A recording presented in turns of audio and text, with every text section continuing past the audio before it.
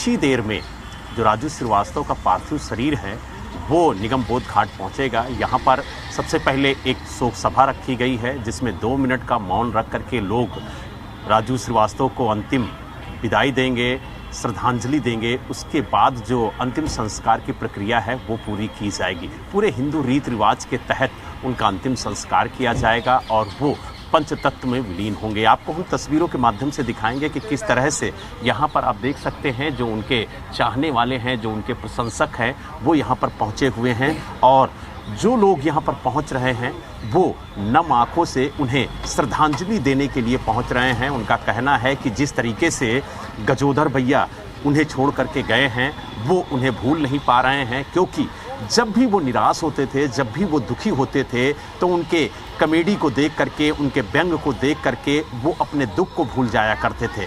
ऐसे में जिस तरह का दुख उन्होंने दिया है उसे भूल पाना बेहद नामुमकिन है। यही वजह है कि जो लोग यहाँ पर कहा जाए मौजूद हैं, जो लोग यहाँ पर पहुँचे हैं वो उन्हें याद कर रहे हैं और लगातार उनका कहना है कि जो लोग यहाँ पर आए हैं वो उनके फैंस हैं, उनके प्रशंसक हैं और उनका कहना है कि जिस तरीके से आज उन्हें उनके कहा जाए जो आदर्श हैं, जो उनके कॉमेडी स्टार हैं वो उन्हें छोड़ के गए। क्या कहेंगे आप लोग? काफ़ी देर से इंतज़ार कर रहे हैं उनके पार्थिव शरीर का।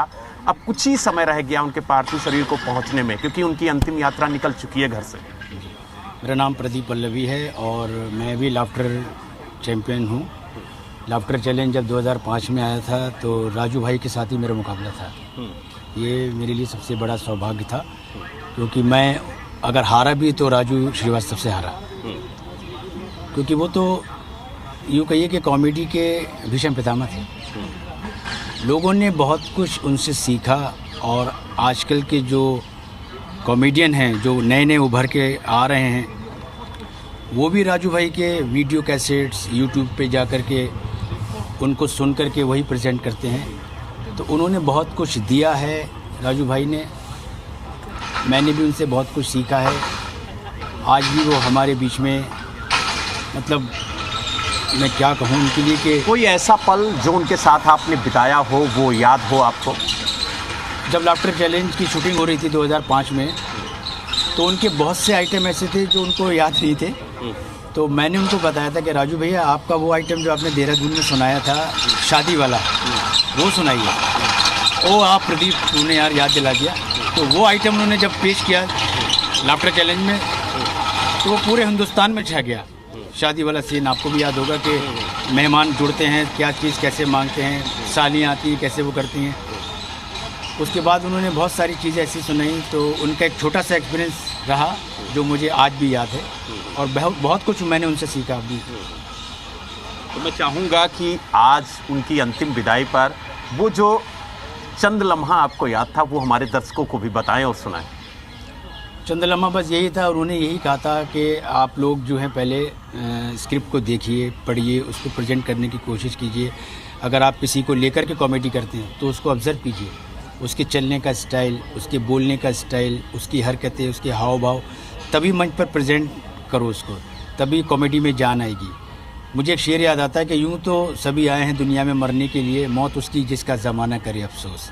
तो आज जो हम लोग सब उनके चहेते यहाँ पर इकट्ठे हुए हैं उनको श्रद्धांजलि देने के लिए, तो मेरे पास अभी कुछ बोलने को है नहीं बस। लेकिन आपने 2 शब्दों में बड़ी बात कह दी कि आज देश ही नहीं दुनिया के कोने कोने से उन्हें सच्ची श्रद्धांजलि दी जा रही है, उनको लोग याद कर रहे हैं। प्रधानमंत्री नरेंद्र मोदी ने खुद उनके निधन पर शोक जाहिर किया, फिल्म इंडस्ट्री से बड़े बड़े दिग्गजों ने शोक जाहिर किया और लगातार उनके लिए, उनके परिवार के लिए लोग संवेदनाएं जता रहे हैं। और भी कुछ लोग यहाँ पर मौजूद हैं, हम उनसे बात करेंगे और जानने की कोशिश करेंगे कि आखिरकार उनका क्या कहना है। और आप देख सकते हैं कि लगातार यहाँ पर जो कलाकार हैं वो यहाँ पर मौजूद हैं, हम उनसे बात कर रहे हैं, जो उनके चाहने वाले हैं हम उनसे बात कर रहे हैं। क्या कहेंगे आप राजू श्रीवास्तव के लिए, क्योंकि आप भी आए हुए हैं उनके अंतिम दर्शन के लिए और उनके अंतिम संस्कार में शामिल होने के लिए? 2019 में मैंने हाथरस में एक प्रोग्राम किया था राजू के साथ, जो मेरा शायद आखिरी प्रोग्राम हो गया, क्योंकि उसके बाद कोरोना काल रहा, शो नहीं हुआ। Raju is great. राजू जैसा स्टैंड अप कॉमेडियन बहुत मुश्किल है। उनकी जो ऑब्जर्वेशन थी वो कमाल थी, कमाल ऑब्जर्वेशन थी उनकी। हम देखते हैं कि लोग एक कलाकार की ऑब्जर्वेशन कर लेते हैं, मिमिक्री कर लेते हैं या दूसरे कलाकार की। वो एक ऐसी शख्सियत है, वो बैठी हुई गाय की भी अगर उन्होंने कॉमेडी की तो बच्चों से लेकर बड़ों तक सबने उन्हें पसंद किया। राजू का ऐसे स्टैंड अप कॉमेडियन रहे हैं कि जिन्होंने बच्चों के दिलों में भी जगह बनाई, बड़ों के भी, बुजुर्गों के भी। ये राजू की क्वालिटी थी, कमाल थे राजू श्रीवास्तव। और मैं मानता हूँ कि आज भी हमारे बीच हैं वो। हम जब दिल चाहेगा उनको टीवी पे देखेंगे, यूट्यूब में देखेंगे।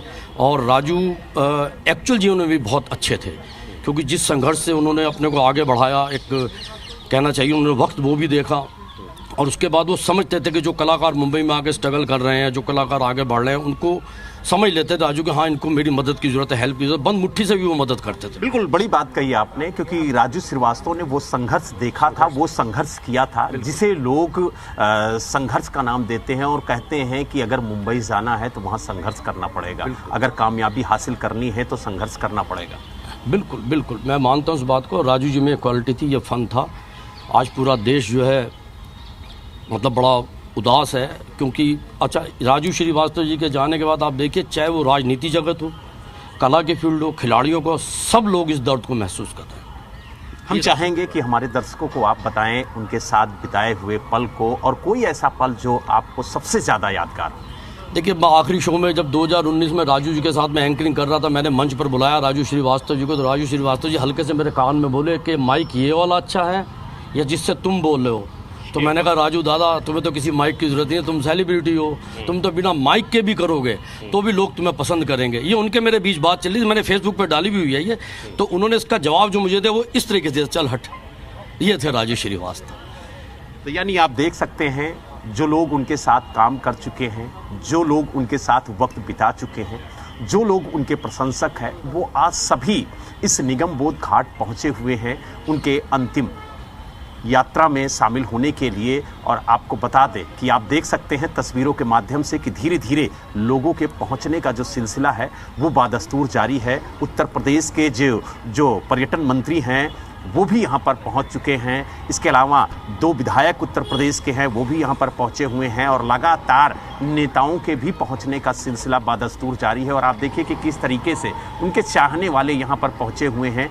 इन्हें इंतज़ार है कि कब उनका पार्थिव शरीर यहाँ पर पहुँचेगा, कब ये उनके पार्थिव शरीर का अंतिम दर्शन कर पाएंगे। जो लोग यहाँ पर मौजूद हैं प्रशंसक के तौर पर, हम उनसे भी बात करेंगे, क्या कहेंगे। अब तो अंतिम सफ़र पे हैं राजू श्रीवास्तव जी, आप भी उनके अंतिम दर्शन के लिए यहाँ पर पहुँचे हैं, क्या कहेंगे इस पल को लेकर के। देखो जी, राजू श्रीवास्तव की जितनी तारीफ़ की जाए उतनी कम है।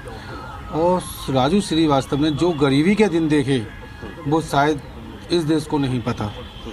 राजू श्रीवास्तव ने गरीबी के वो दिन देखे कि इनको अपनी बहन की शादी करने के लिए अपना पुश्तैनी मकान बेचना पड़ा। शायद इस चीज़ को देश को नहीं पता। उन्होंने अपना पुश्तैनी मकान बेचा, फिर अपनी बहन की शादी की, फिर उन्होंने काफ़ी मेहनत की। मेहनत करने के बाद फिर उन्होंने इतना संघर्ष किया।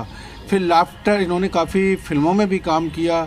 इनको मतलब लोग जानते थे, लेकिन इनका जो सफ़र तय हुआ वो लाफ्टर चैलेंज से इसके दिल बदल गए।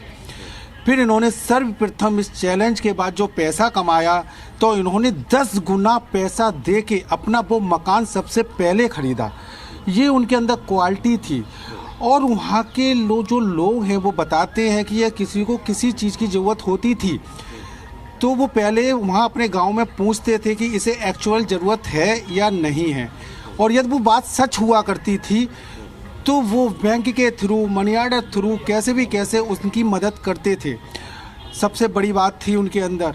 और उनके अंदर क्या था कि वो कभी अमीरों पे या उन पे नहीं, वो हमेशा गरीबों को ज़मीन से जुड़ी हुई बातें करते थे। यदि वो लाफ्टर भी करते थे तो आप उनका ज़्यादातर मैक्सिमम शो देखोगे तो वो गरीबों के ऊपर बनाते थे कि गरीब कैसे उठता है, गरीब कैसे बैठता है, पंखा कैसे चलता है। यदि हम ट्रेन में चल रहे हैं तो ट्रेन में हम कैसे चल रहे हैं, ये उनके अंदर क्वालिटी थी। वो जैसे बड़े बड़े लोग हैं उन पर बहुत कम उन्होंने कॉमेडी की है। उन्होंने ज़मीन से जुड़े हुए लोगों के साथ कॉमेडी की है, जो कि बहुत, ये समझो कि वो गरीबों के सरताज थे, वो गरीबों पे दिल पे राज करने वाले थे। और उनकी कोई ऊट पटांग बातें नहीं हुआ करती थी। वो एक्चुअल ऐसी एक्टिंग किया करते थे कि ये लग रहा, मैं कह रहा हूँ कि जो भी बंदा देखता था, चाहे बच्चा हो, चाहे बड़ा हो, चाहे बुजुर्ग हो, हमें ये लगता था ये हमारी एक्टिंग कर रहा है।